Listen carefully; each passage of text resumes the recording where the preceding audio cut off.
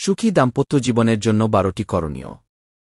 কুরআন হাদিসের নির্দেশনা এবং পূর্বসূরীদের অভিজ্ঞতা ও পরামর্শের আলোকে। ১. একে অপরকে শ্রদ্ধা ও উত্তম আচরণ।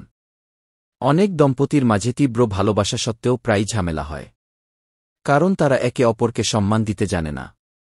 এটা খুব জরুরি। আয়েশা রাদিয়াল্লাহু আনহা বলেন, নবীজি কখনো কোনো খাদেম অথবা নারীর গায়ে আঘাত করেননি।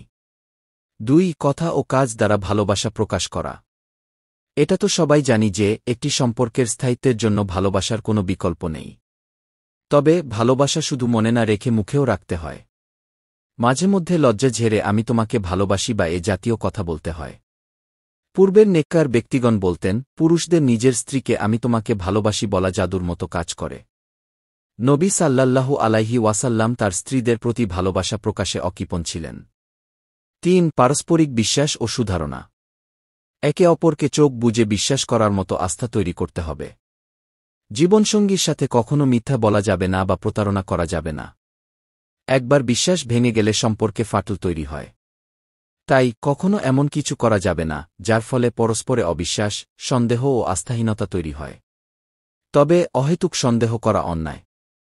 মজবুত প্রমাণ ব্যতীত শুধু ধারণার বশে সন্দেহ করা থেকে বিরত থাকতে হবে।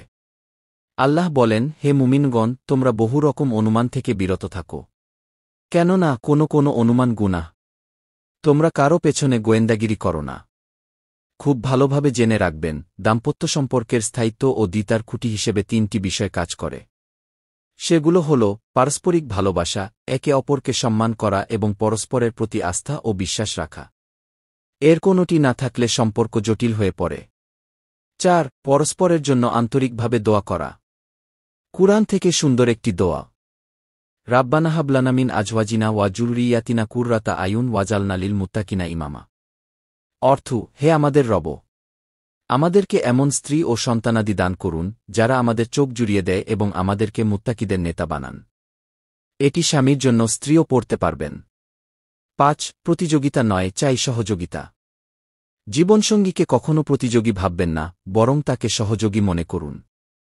দুটো দেহের একটি আত্মা হয়ে চলুন। স্যাক্রিফাইস করার মানসিকতা গড়ুন। আয়েশা রাদিয়াল্লাহু আনহাকে জিজ্ঞাসা করা হল, নবী সাল্লাল্লাহু আলাইহি ওয়াসাল্লাম বাসায় কি করতেন? তিনি বলেন, নবীজি ঘরের বিভিন্ন কাজকর্ম করতেন। ৬. স্বামীর দায়িত্ব ও স্ত্রীর আনুগত্য।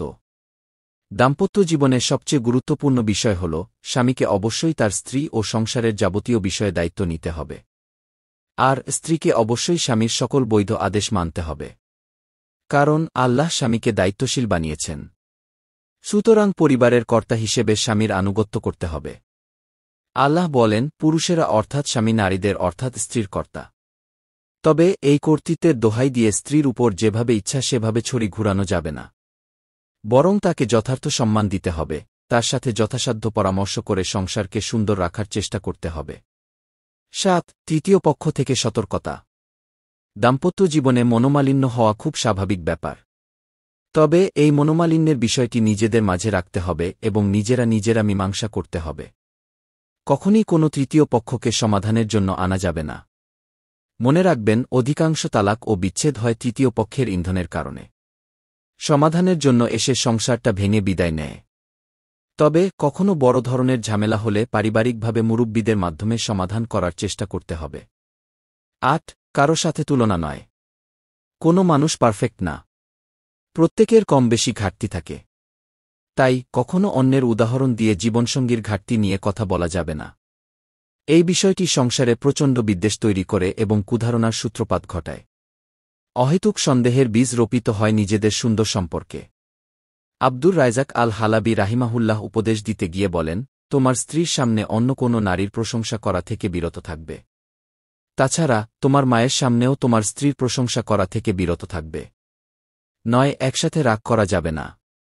সাহাবী আবু দারদা রাদিয়াল্লাহু আনহু তার স্ত্রী উম্মু দারদাকে বলেছিলেন, যখন আমি রাগান্বিত থাকব, তখন তুমি আমাকে খুশি করবে, আর যখন তুমি রাগান্বিত থাকবে, তখন আমি তোমাকে খুশি করব। এমনটি না করলে একসাথে চলা সম্ভব হবে না। অনেক পুরুষ মনে করেন, কোনো স্ত্রী কখনো স্বামীর উপর রাগ করতে পারবে না।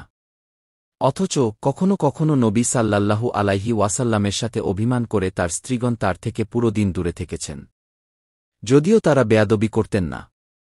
তাই প্রয়োজনে অভিমান মিশ্রিত রাগারাগি দোষের কিছু নয়। উভয়ের পরিবারকে সম্মান করা।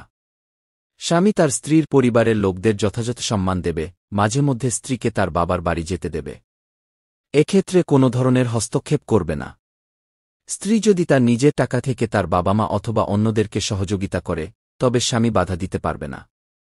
একইভাবে স্ত্রীও তার স্বামীর পরিবারের সদস্যদের সাথে সুন্দর আচরণ করবে। স্বামী যদি তাদেরকে কিছু দেয়, তবে মন খারাপ করবে না। 11 ভুলত্রুটিগুলো ক্ষমাসুন্দর দৃষ্টিতে দেখুন এবং ভালো গুণগুলো বড় করে দেখুন। নবী সাল্লাল্লাহু আলাইহি ওয়াসাল্লাম বলেন, নারীরা হল পাঁজরের হাড়ের ন্যায় বাঁকা ও কোমল। যদি একেবারে সোজা করতে চাও, তাহলে ভেঙে যাবে।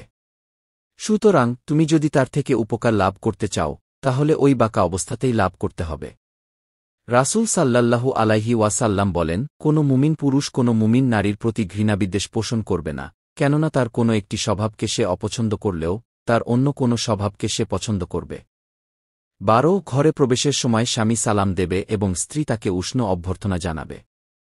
আল্লাহ তাআলা বলেন, তোমরা যখন ঘরে প্রবেশ করবে, তখন পরস্পরের প্রতি সালাম প্রদান করবে, যা আল্লাহর পক্ষ থেকে কল্যাণময় ও পবিত্র অভিবাদন।